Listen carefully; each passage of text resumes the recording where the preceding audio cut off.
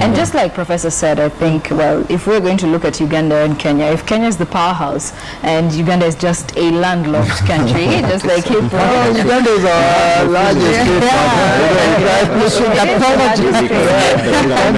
you know, if Kenya catches a cold or sneezes, then Uganda will catch a cold, and the other way around as well, because I guess Kenya cannot do without trade from Uganda. Not sugar from Uganda. In this case, yes, sugar from Uganda. Let's not get into that conversation. But let's now bring the conversation well, in regard to the pipeline, just to wind it up.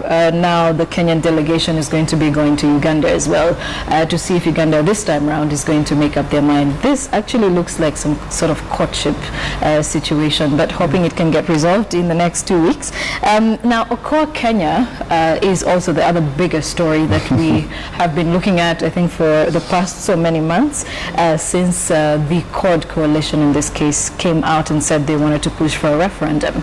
But apparently the signatures were less than the required, and so it was officially declared dead. Professor Orina, what do you think?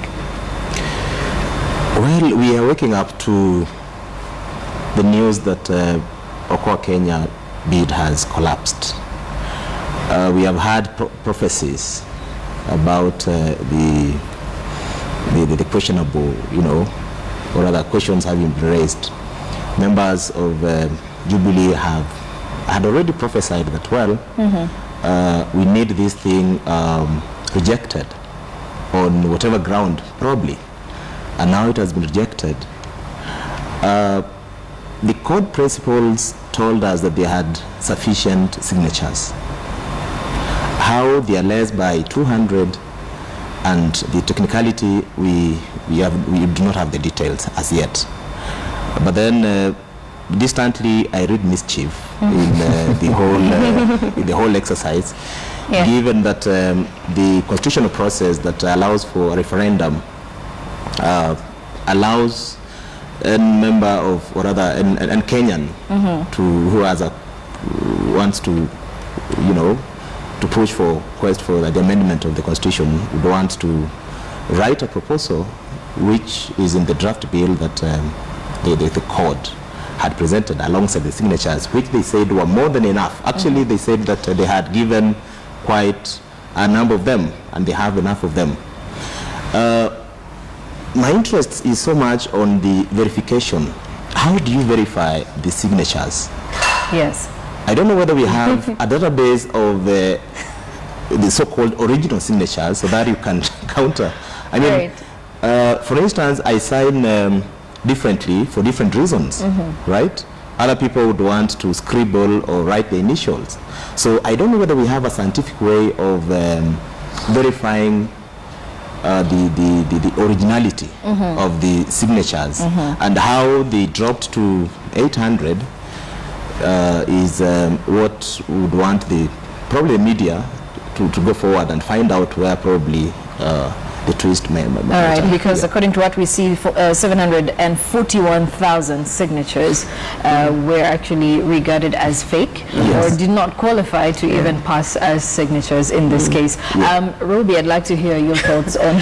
Actually, when I was sitting here early in the morning, I actually found something on Facebook that actually gave me a breakdown as to how some signatures were invalidated, including signatures that were not accompanied by names, signatures that probably didn't have alignment to ID numbers, some presented without ID numbers, etc., etc. And of course, the table actually verifies that. Now, social media is faster than the media. That's the problem. So for me, who might search a bit more, I'll get the answers before the media has already told me. And therefore, I think the research process must be a bit faster in the media. Whether we can verify what is on the bloggers platform is another issue, but it gives an indication, a clear indication, because it's just a sheet that basically tells us, told me exactly what went wrong. And then again, yes, you can put a process into action, you know, actually have the signatures done, but have you verified them before taking them to IEBC and found out exactly what they require? So I think that's one failure that probably CORD did not put into perspective, because now the counts against which the signatures were nullified maybe were not known to them or were not clear to them. All right. Clay, you know, the IEBC says that this entire thing was flawed because there were less than 1 million. In fact, they put the number at 891,598 signatures as opposed to the 1 million qualifying mark. What do you think? And on the other hand, CORD actually says they had 1.5 million signatures. I mean, for me, it's not more about like I'm not taking sides here, but I'm on the side of the truth. As a journalist or as a media, I think just the other day, less than 20. I mean, the signatures were fake or were verified yesterday. That was yesterday. Yes. 24 hours prior, the CEO of IEBC was actually on record saying that, oh, how long it will take. It's not a short process. It takes so long to verify these things. These things came in 125 booklets and all that. It will take time. They'll need more money, like 500 people to verify. And then within 12 hours, they gave us the results. Yes. So actually, this is what, as a media, we need to question. We need to question, I mean, how did this happen so fast? Because it was supposed to take 90 days. Then the other day, the CORD people have been making noise, so you've taken so long and all that. Then all of a sudden, within 24 hours after saying that the process is going to take long, they did it. I'm just wondering how, knowing IEBC and the equipment failures, and it's a history.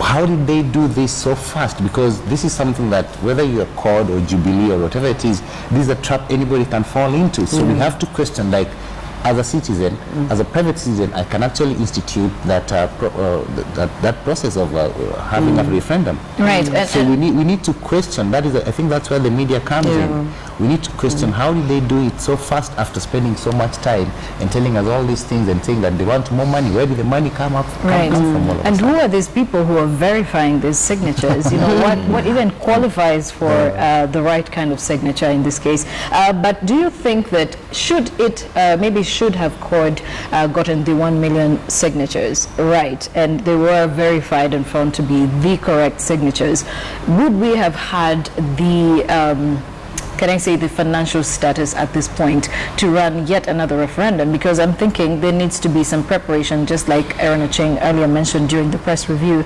that there was meant to be a referendum bill, sent to the House as well, to weigh options on whether or not the country can hold another referendum. Well, on issues of whether we can actually afford it, I mean, that's a good question, but you have to remember, getting the 1 million signatures is just a first step. Yes. It still has to go to the counties, be approved by county assemblies, and then make it to the National Assembly, before it's actually presented as a question in a referendum. So this was just, I mean, they seem to have stumbled really at the first initial step. But I think for me, and from what I'm hearing here, the real issue and I think for me the most troubling issue is not really so much whether or not CORD got its numbers. It may have not, but it is whether people actually believe IEBC when it says they didn't. That for me should be what really pricks our ears, because if we think back to 2007 and ask what went wrong there, it was an ECK that people didn't believe, and then courts that people didn't trust, and we are very much in the same place now, and we are headed into another election. So what we should be really concerned, I think, as a nation about is whether the IEBC is a credible institution. When it comes to the actual numbers, I mean, I think it's very possible that CORD might have missed its target. The fact that 700,000 741,000 signatures were rejected perhaps raises questions as to how this was carried out. Right. And I've seen the sheet you're talking about on social media. And if they are genuine, they're simply sheets from IEBC. Depends on whether you actually trust IEBC when it says so many signatures were this. Again, it's been very opaque in telling people how is verification actually carried out. You know, if you think about a court case where you bring documents to somebody to you know, when they're trying to verify is this guy's signature, they normally bring in experts to do it. The guys who are being hired by IEBC in huge numbers are not necessarily experts in handwriting or anything like that. You know, so how does it ascertain? How do they know? You know, and it would be good, I think, for IEBC's sake, you know, to be much more open about how they carry out this exercise. You know, how they determine what signature is valid, what isn't. Right. You know, etc. So then when they actually give you the result, there is something to back it up for people to actually believe what you're saying. Even the guys who lose say, well, actually, what you're saying is true. Otherwise, we end up in a situation where the guys who lose are disaffected. We might end up like in 2008 where they say, well, we're not going to court, let's settle this on the street. All right. Can I add on something? Yes, Ruby. I think IEBC has an uphill task in convincing Kenyans that they are capable. They have organizational capability to give us what we expect of them, which is not really much, because we are not sure exactly who is the face of the organization, what are their procedures, what are they doing to repair already stigmatized thoughts about what their image is about, because there's that strong PR aspect that becomes important. You fall, but you use it to your benefit. That's true. Yeah, so I think they need to really be And if you look actually at the standard front page, you know, already the PAC is calling for them to be investigated, to be removed. To even be broken up. Yeah, precisely. So it's not just coming, I think, from opposition. If you had Sakaja yesterday, he was raising the same things about especially the non-gazettement of rules. For example, we've got the Campaign Finance Bill Act that was passed in 2013 till today, not operationalized because IBC hasn't developed the rules, you know, the regulations that are supposed to be there. Right. You know, so our preparedness to go into an election and IBC being central to that should be the main question, I think, we should be dealing with.